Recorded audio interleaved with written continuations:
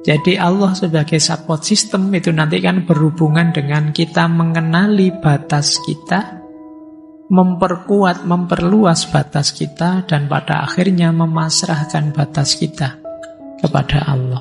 Mari kita jadikan Allah sandaran dengan memperbanyak doa, zikir, sholat, tawakal. Dari situ kita mendapat penguatan.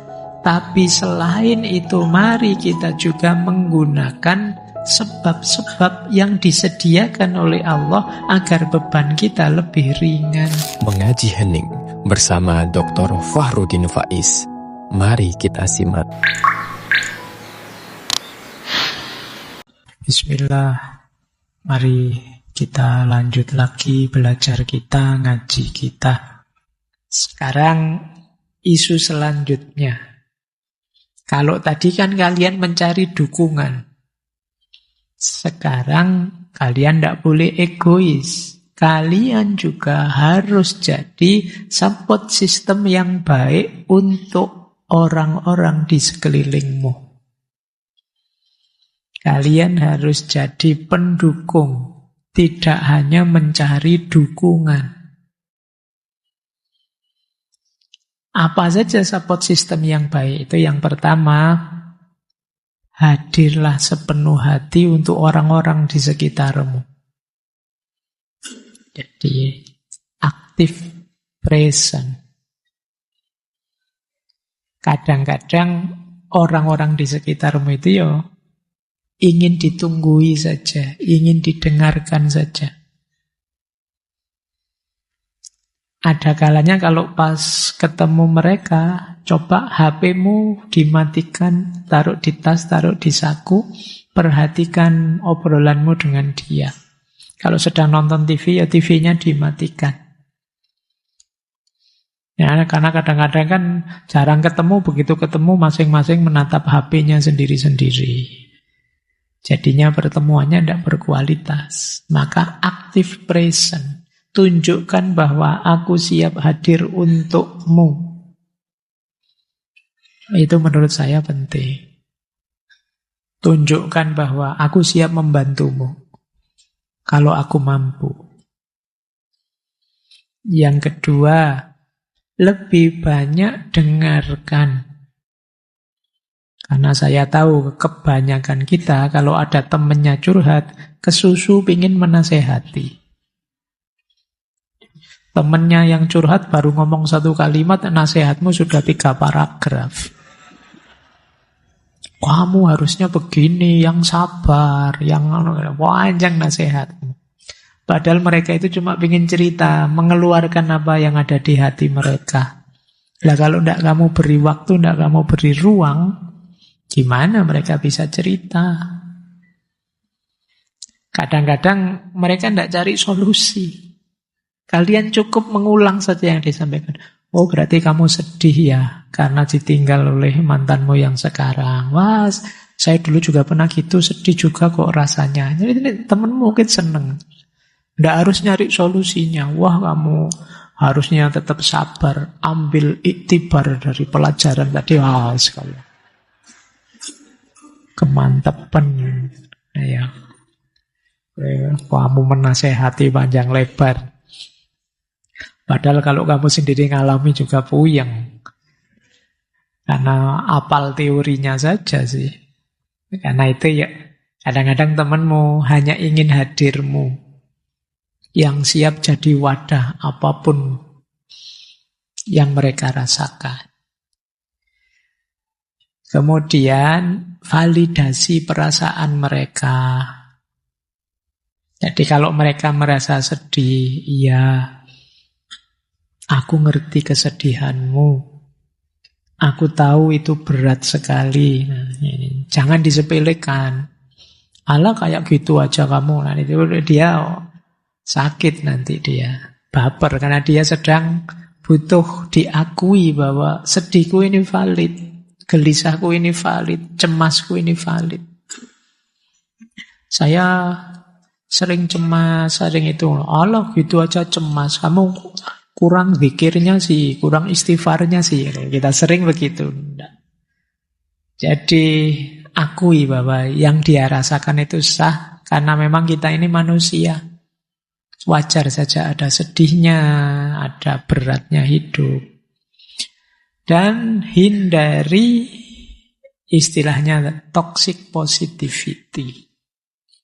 Toxic positivity itu menganggap bahwa yang gagal itu sebenarnya tidak gagal. Yang kalah sebenarnya tidak kalah. Ini namanya toxic positivity. Kalah ya kalah saja. Biasa kok hidup itu. Ada kalahnya, ada menangnya. Jangan biar menasehati orang sebaliknya. Padahal itu negatif, kamu posisikan positif. Dia jadi tertipu nantinya. Kamu bilang, tenang saja. Gagal itu adalah keberhasilan sebenarnya yang tertunda. Itu bisa menipu orang. Nanti besok gagal lagi. Ya, jadi mau terang-terangan saja bilang, iya hidup itu memang kadang-kadang ada gagalnya. Kadang-kadang juga gagalnya berulang-ulang. Karena memang kita tidak menguasai hasil. Yang penting sudah kita ikhtiari maksimal. Kan itu lebih menenteramkan daripada kamu. Tenang saja, itu keberhasilan yang tertunda itu. Tertunda sampai kapan? Ya diulang gagal lagi. Oke, validasi perasaannya. Kemudian kalau memang dia perlu bantuan, ya dibantu. Tapi ya tanyakan dulu, kamu ingin komentarku enggak? Kamu perlu solusi dariku enggak? Ya kalau temanmu bilang enggak usah, ya sudah. Pokoknya aku selalu di pihakmu. Itu sudah menenteramkan temanmu. Baik. Terus termasuk tadi ya, kalau kalian jadi support system, jaga batas. Di support system bukan berarti kalian harus siap terus sih.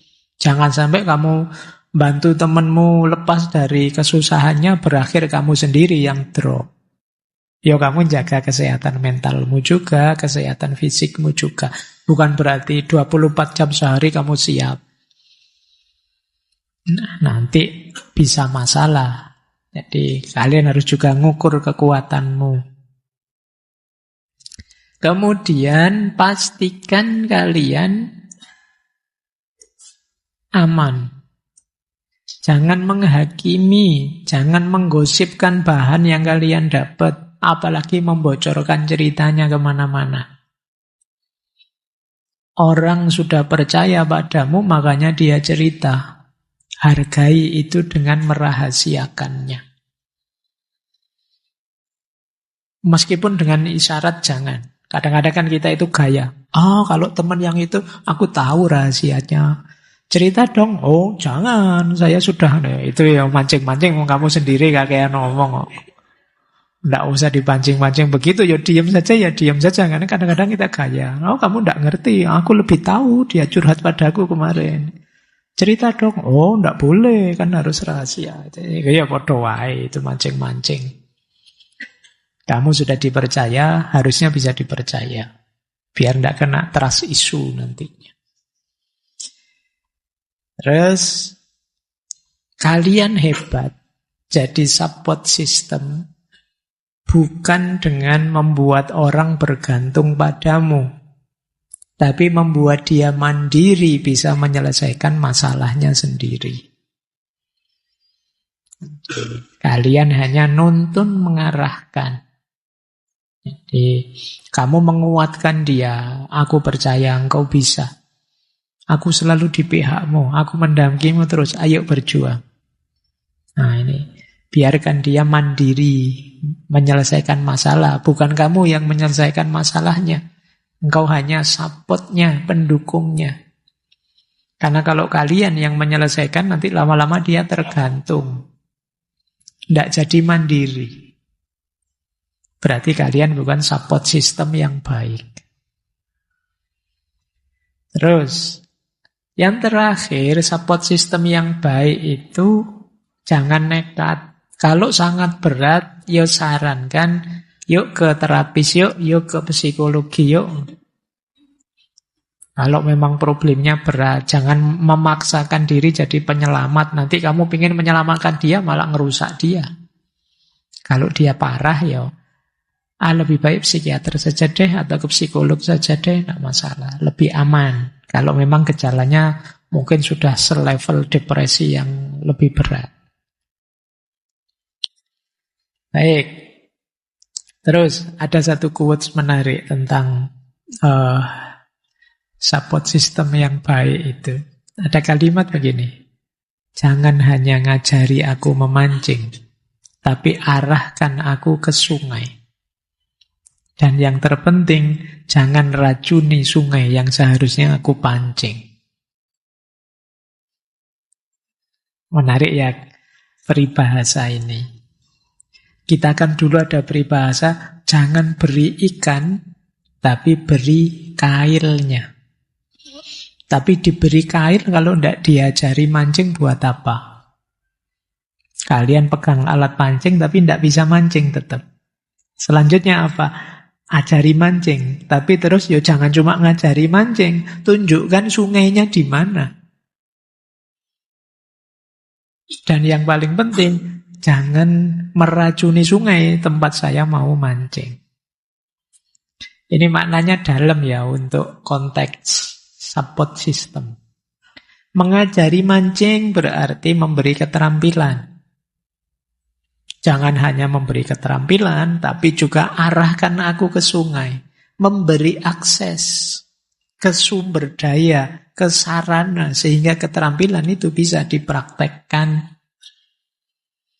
Jadi pendidikan saja tidak cukup, harus ada akses ke fasilitas, peluang, ekosistem, dan lain sebagainya. Itu namanya arahkan aku ke sungai. Jadi kalau kalian bimbing orang, jangan cuma dikasih teori, tapi tunjukkan ini loh yang harus kamu lakukan, masuknya lewat sini loh. Tapi ada yang lebih penting, jangan racuni danau atau jangan racuni sungainya. Kalian tadi mengarahkan ke sana, padahal medan itu sudah kalian rusak sebelumnya. Sudah kalian hancurkan. Percuma orang diberi ilmu, diberi alat jika lingkungannya rusak. Sistemnya korup. Ini jadi support sistemnya harus utuh. Tidak hanya diberi teori tapi juga diajari teknik.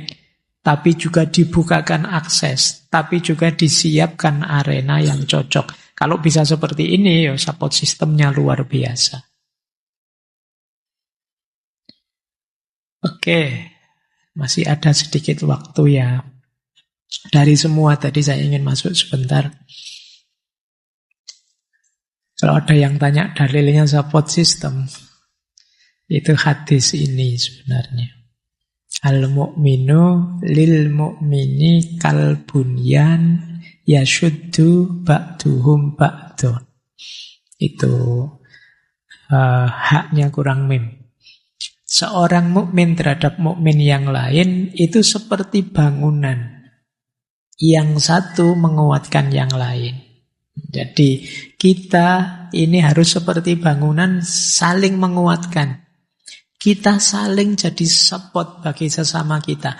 Aku pendukungmu, engkaulah pendukungku. Ini dalam agama ya. Kuncinya apa? Kalau dalam Islam kuncinya 3 untuk jadi support system yang baik. Yang pertama ta'aruf. Wa ja'alnakum syu'uban wa qabaila li ta'arufu. Saling memahami, saling mengenal di antara kita. Tidak mungkin kita bisa jadi support system yang baik kalau kita tidak saling kenal, tidak saling paham. Kalau kita saling tertutup, kalau kita saling abai, apalagi saling benci, tidak mungkin kita saling jadi pendukung. Kalau sudah saling memahami, yang kedua ta'awun. Wa ta'awanu 'alal birri wat taqwa wa la ta'awanu 'alal ismi wal udwan. Salinglah tolong menolong dalam kebaikan dan ketakwaan. Nah, ini baru kita mulai saling mendukung. Saling mensupport tadi, ta'awun. Tapi juga jangan lupa kita manusia biasa. Kadang-kadang juga salah, keliru, alpa, khilaf. Di antara support system yang kita jalankan antara lain adalah tawasau. Watawasau bil haq, watawasau bis sabr. Jadi ini rumusnya support system ya kalau saya dalam Islam. Ta'aruf, ta'awun, dan tawasau. Saling memahami, saling bekerja sama, dan saling menasehati. Disitulah nanti kita kalbunyan, yashuddu ba'duhum ba'du, yang saling menguatkan satu dengan yang lain.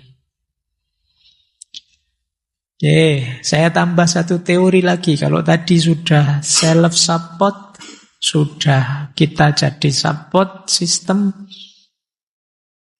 Terakhir saya ingin menyampaikan, ini yang paling banyak disinggung. Pak, saya ingin support sistemnya Allah saja. Oh, ini luar biasa ya. Jadi menjadikan Allah sebagai satu-satunya sumber utama kekuatan, penghiburan, sandaran. Bukan hanya manusia.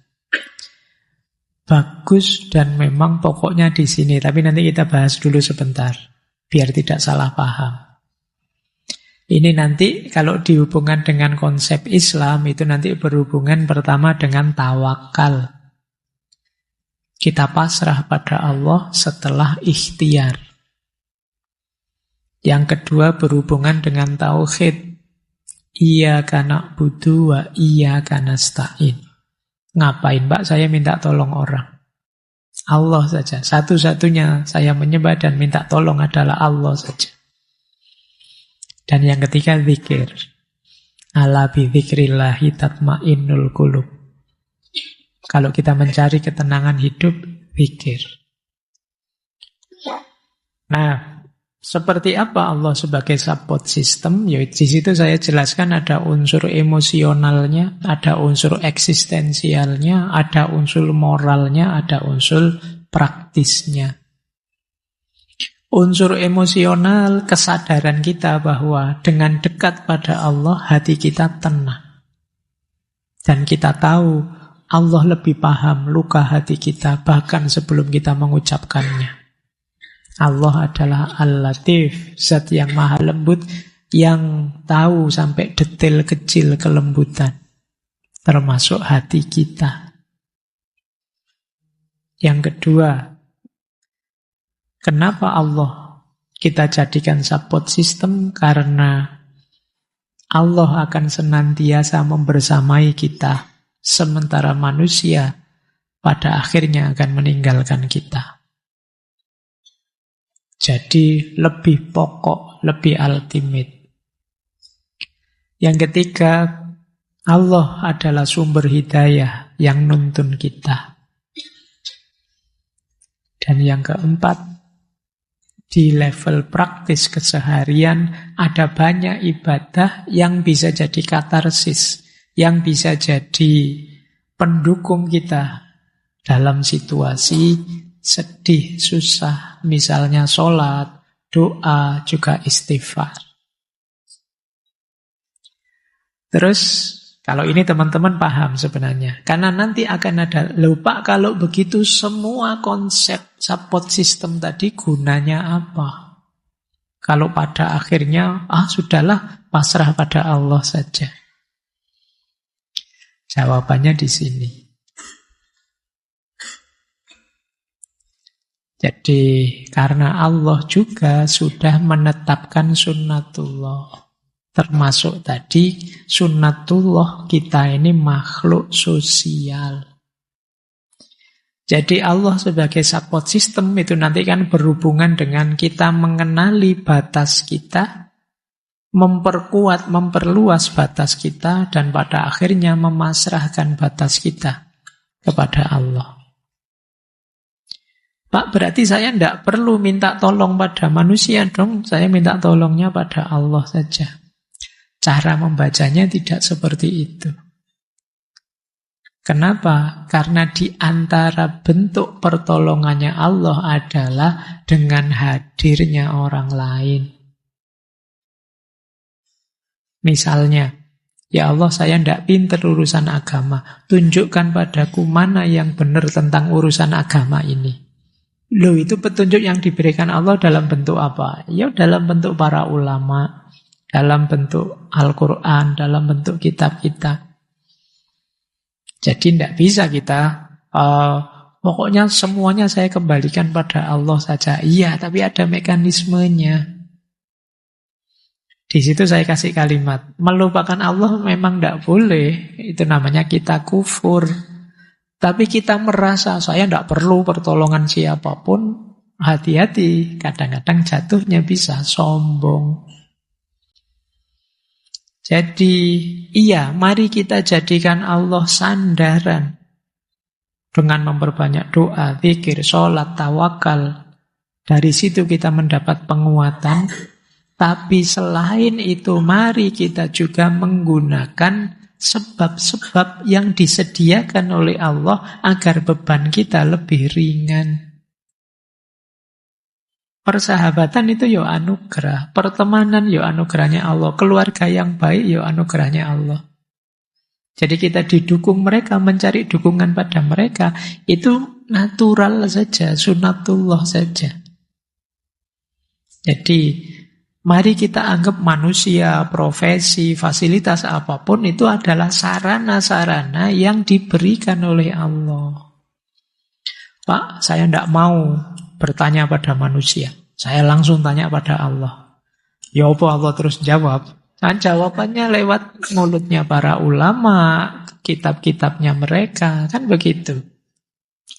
Jadi, gunakanlah sebab yang sudah disediakan oleh Allah untuk mengatasi kesulitanmu. Jadi, tidak usah malu minta tolong. Karena memang Allah yang menanamkan fitrah bahwa kita saling memerlukan. Allah sendiri yang meminta kita saling menolong. Ta'awun tadi juga perintahnya Allah. Oke ya, ini biar tidak salah paham. Bahwa iya, kita semua pada akhirnya pasrah sepenuhnya pada Allah. Tapi jawaban Allah antara lain kita juga menggunakan sebab-sebab yang sudah disediakan oleh Allah. Ada satu cerita sufistik yang menarik. Jadi satu ketika ada orang yang mengeluh pada Allah. Ya Allah, bagaimana katanya Engkau Maha Penyayang?